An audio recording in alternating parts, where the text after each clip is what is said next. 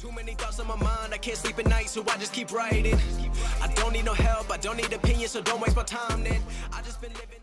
Bonjour à tous et bienvenue à cette capsule de révision sur la fonction sinus. Donc aujourd'hui, on va faire l'étude de la fonction sinus à partir d'un graphique, puis on va répondre à environ 12 questions. Donc premièrement, on veut chercher l'amplitude de la fonction. On dirait bien que l'amplitude, dans le fond, c'est comme la moitié de la hauteur totale de la fonction, là. Fait que, mettons, ce qu'on pourrait faire, c'est tracer notre cas tout de suite. Fait que le cas, il passe en plein milieu de la fonction. Puis ici, notre cas, il voudrait 1, dans le fond. K égale 1. Puis l'amplitude, c'est quoi? Mais c'est comme la moitié. C'est comme juste, par exemple, la partie du haut. Fait que ça serait notre amplitude. Amplitude. Ça donne quoi? Mais ça donne 2 parce qu'on passe de 3 jusqu'à 1. Fait que amplitude égale 2. Fait que directement à partir du graphique, on peut savoir que notre amplitude, ça donne 2. Fait que A égale 2. Aussi, il y aurait une petite formule qu'on aurait pu utiliser, là, c'est dans le fond, l'amplitude, c'est le max moins le minimum divisé par 2.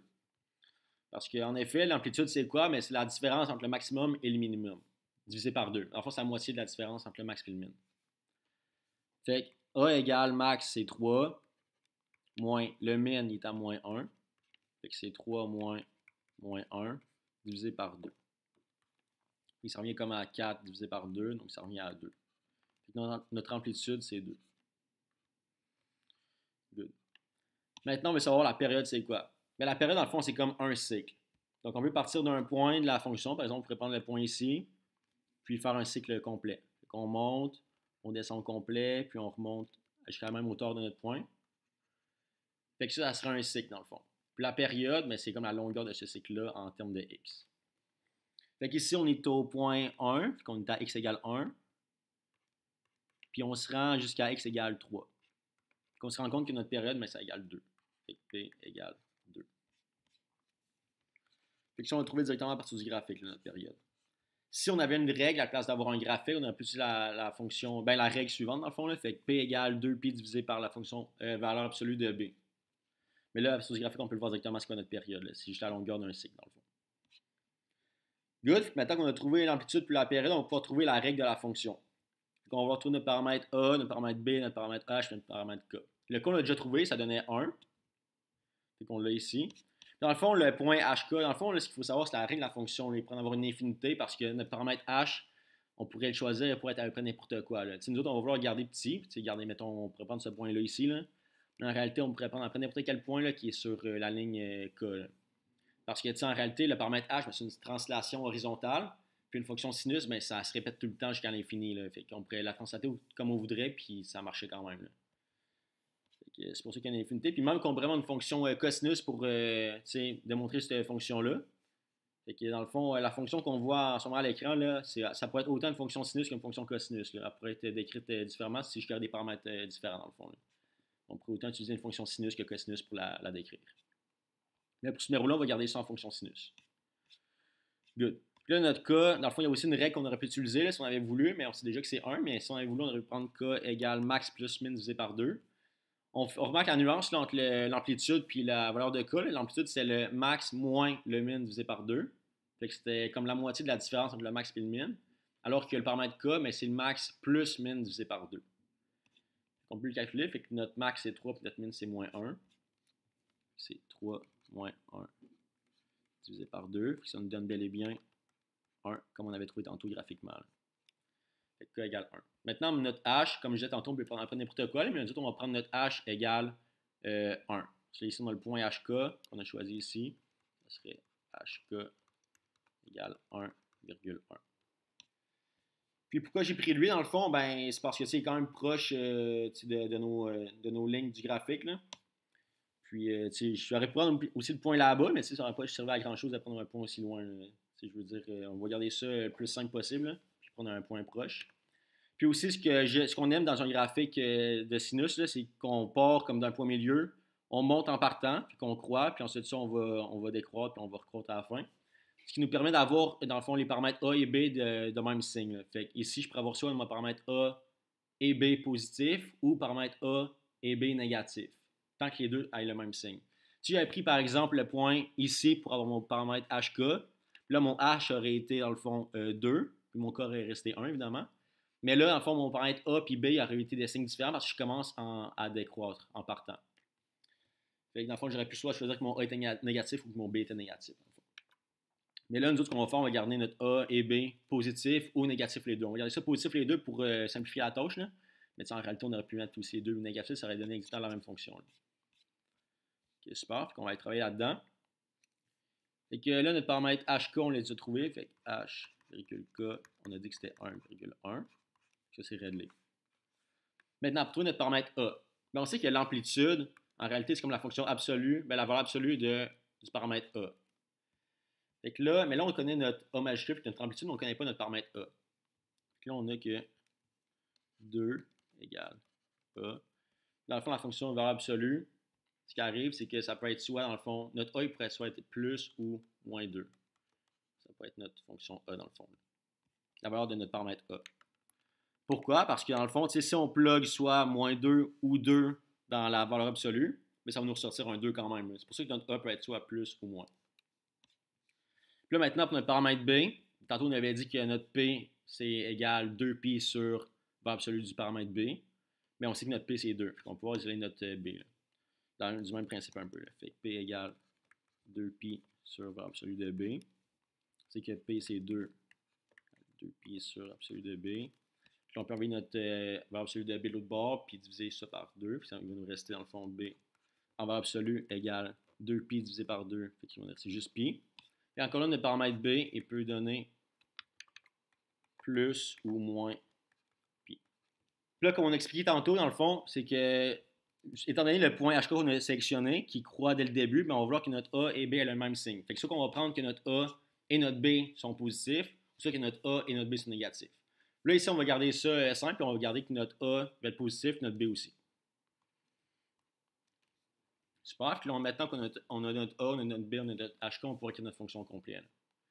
Ça va être quoi? Ça va être Y égale 2 fois sin de pi x moins 1 plus 1. Fait que ça, l'arrêt de notre fonction. Là. On l'a ici. Super. Maintenant qu'on a trouvé ça, on va pouvoir trouver nos zéros. Fait que nos zéros, dans le fond, il en donne une coupe déjà sur le graphique. Là. Mais ce qu'il faut savoir, la fonction sinus, il y a quand même une infinité de zéros. Là, parce que, si on remarque, là, si on en a deux ici, on a reçu on a deux autres là, on en a d'autres ici.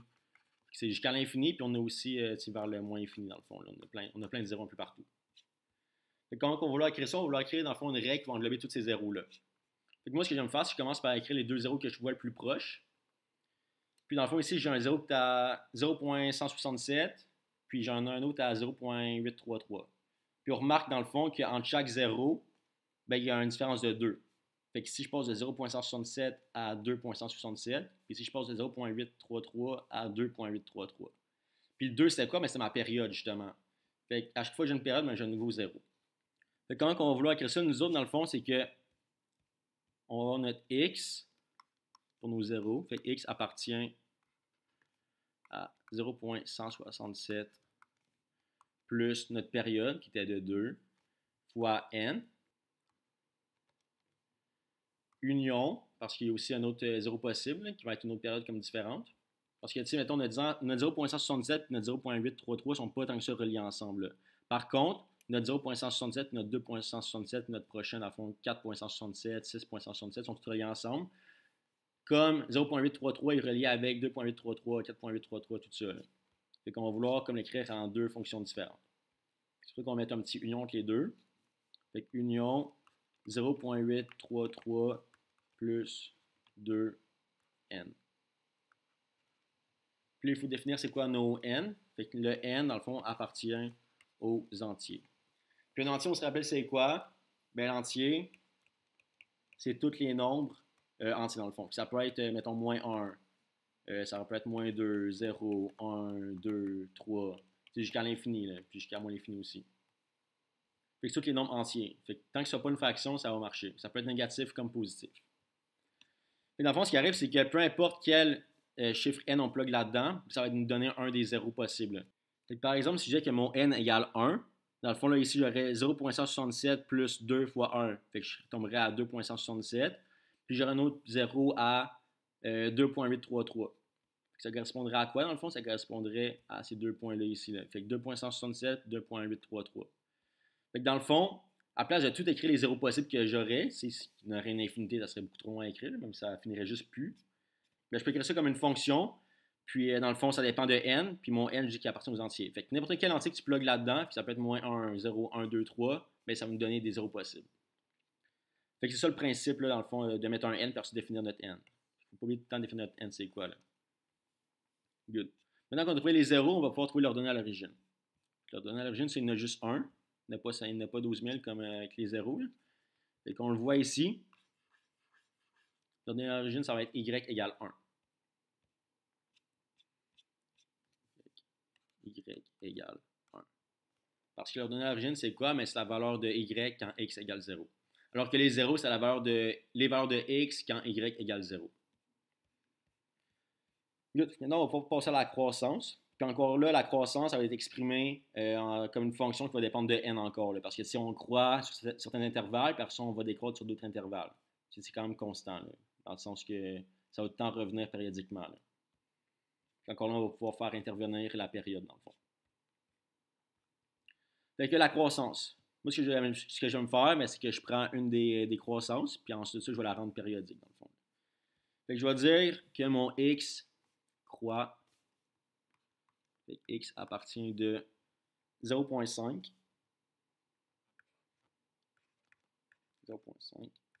jusqu'à ici, par exemple. Fait qu'ici, je vais être à 1.5. Fait que 0.5 jusqu'à 1.5. Mais là, dans le fond, j'ai quand même plusieurs. J'ai cette croissance ici-là, j'ai celle-là ici, j'ai celle-là ici. Puis, dans le fond, je vais avoir une infinité. Puis, je vais vouloir faire intervenir le plus n. Puis, je vais faire 0.5 plus ma période. Ma période, c'était 2. On a trouvé tantôt, là, à l'étape 2. Période égale 2. Fait plus 2 fois n. Puis ensuite de ça, jusqu'à, comme on a dit tantôt, jusqu'à 1.5. Jusqu'à 1.5 plus 2n. Ça, c'est mes croissances possibles. On n'oublie pas de définir notre n c'est quoi, mais n appartient aux entiers. Maintenant, pour la décroissance. C'est le même principe, là, on va vouloir trouver les intervalles qui décroît. Puis, par exemple, je pars de x égale 1.5, je vais décroître jusqu'à ce que j'atteigne x égale 2.5. Décroissance de x appartient à 1.5 plus 2n jusqu'à 2.5 plus 2n. Puis n appartient aux entiers. C'est sûr que c'est un peu mêlant initialement, quand on fait intervenir les 2n, tout ça dans notre décroissance, on n'a jamais vu ça, autrement que les autres fonctions comme la fonction exponentielle, tout ça, on ne faisait pas intervenir de la périodicité. Là. Mais en fond, c'est vraiment, c'est pas trop compliqué. En fond, on fait juste trouver une décroissance possible, puis ensuite on fait juste faire plus la période fois n. C'est pas mal juste ça, dans le fond. Maintenant, pour le domaine. Fait que le domaine, c'est les valeurs de x possibles. On va savoir x appartient à quoi? Ben, x peut être de moins infini jusqu'à l'infini. Fait que x appartient au réel. Le domaine, c'est x appartient au réel. Ou, dans le fond, x appartient de moins l'infini jusqu'à l'infini. Maintenant, le codomaine ou l'image, ben, c'est le valeur de y possible. La valeur de y, c'est quoi? Ben, c'est de moins 1 jusqu'à 3. Fait que y appartient de moins 1 jusqu'à 3. Good. Maintenant, on est rendu à trouver le signe, c'est quoi? Fait que le signe, dans le fond, c'est quand y est positif ou quand y est négatif. On va trouver premièrement quand y est positif.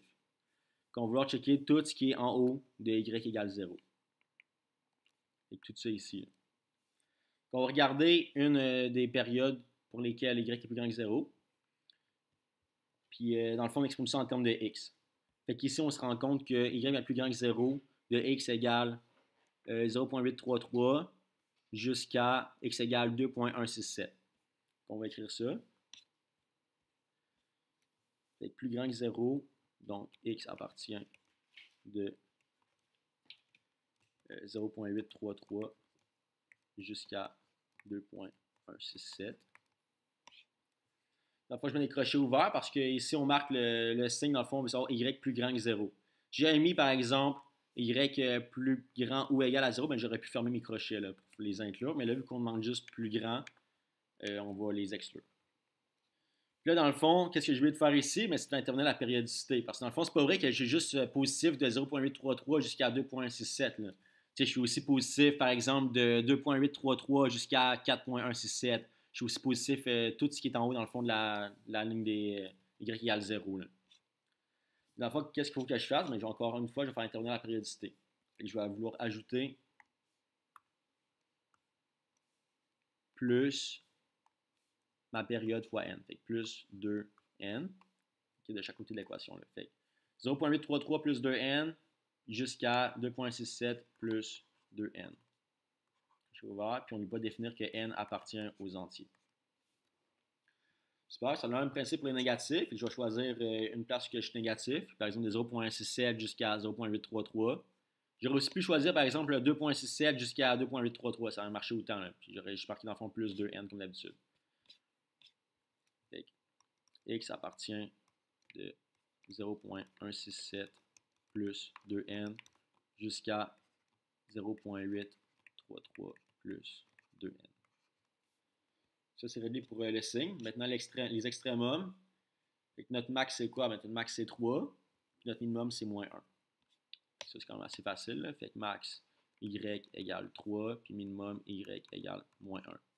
Puis finalement, la fréquence, ben, c'est juste l'inverse de la période. Fait que si notre période, c'était 2, ben, l'inverse, ça va être 1 sur 2. Fait que ça va être donné 0.5. Fait que f égale 1. Fait que la fréquence égale 1 sur la période. Fait que f égale 1 sur p. Notre p, c'était 2. Fait que f égale 1 sur 2 ou f égale 0.5.